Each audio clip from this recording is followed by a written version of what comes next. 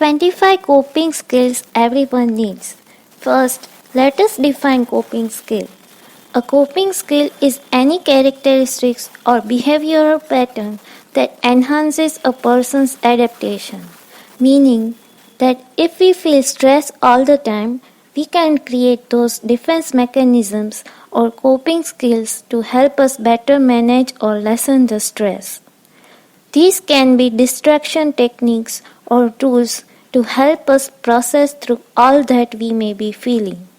Due to the types of coping skills, those distraction techniques as well as the process, I am going to break these into two sections. And the first section will be all about distraction techniques. So let's jump into this. Number 1. Going for a walk. Not only is this good for your physical health, walking, and it gets you vitamin D. By the way, do you know how important vitamin D is for your mental and physical health?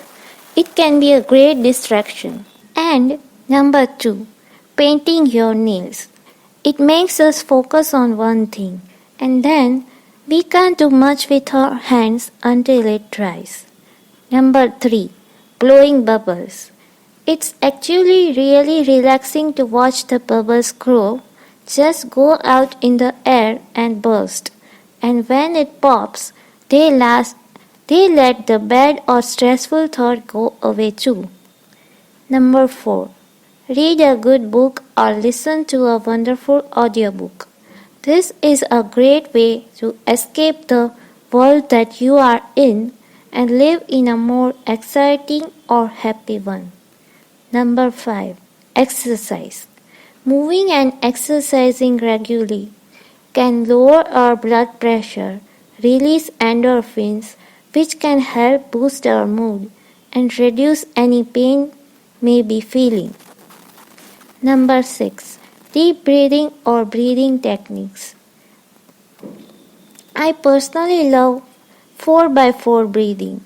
You know, when you breathe in for 4, hold it for 4 and breathe out for 4.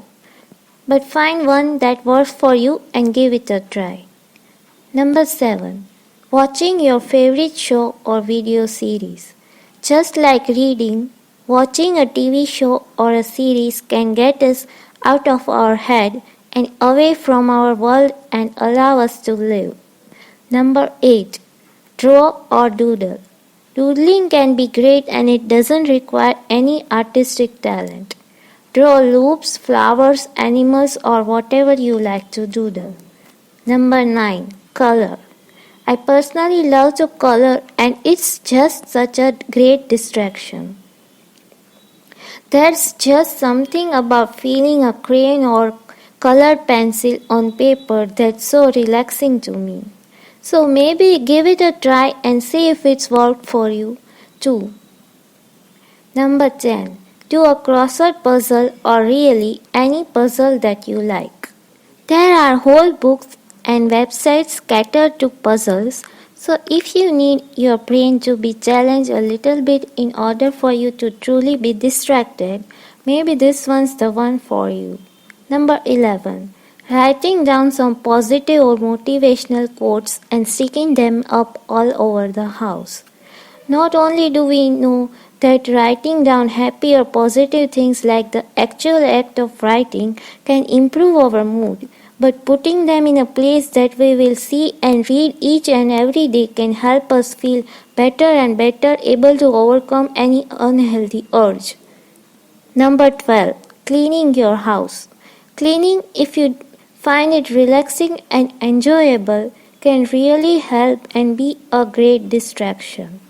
Also, you can be really proud afterward at how nice and clean your place looks. 13. Playing music or even creating new playlists.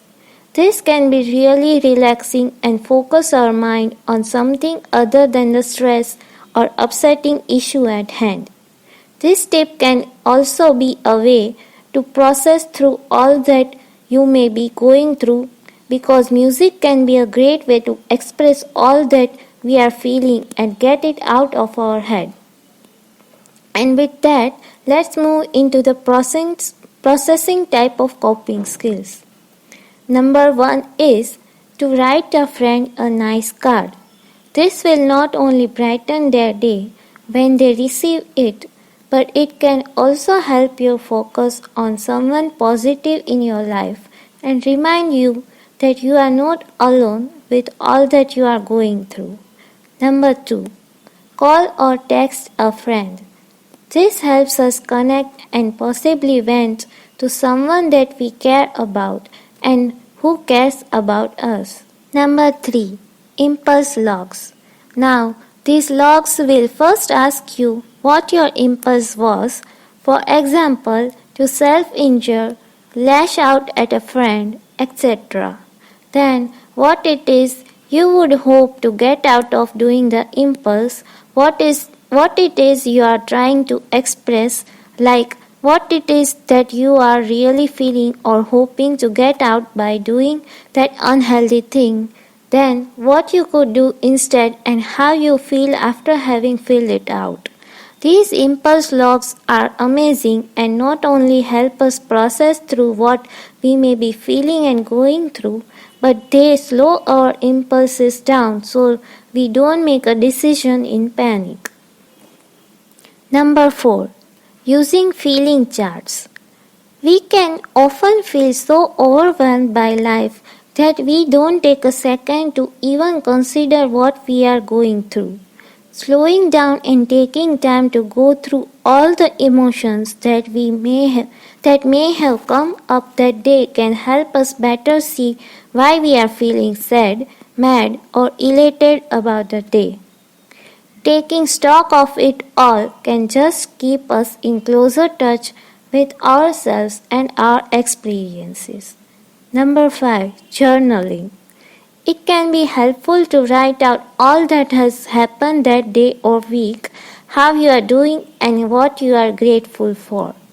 It just helps us get it out of our head and see it on paper so that we can let it go and move forward. Number 6. Feeling word collages. These are a great way to process through an emotion that we may have been experiencing. So take a piece of paper, write the emotion word in the middle, and then fill in the rest of the paper with other words or pictures that you associate with that feeling word. You could even add in a certain memories that may come up while you are doing this collage and putting that together. Number 7. Write down 2 to 3 things that you like about yourself and your situation. Sometimes all we need is a shift in our mind and moving it on to more positive and uplifting thoughts.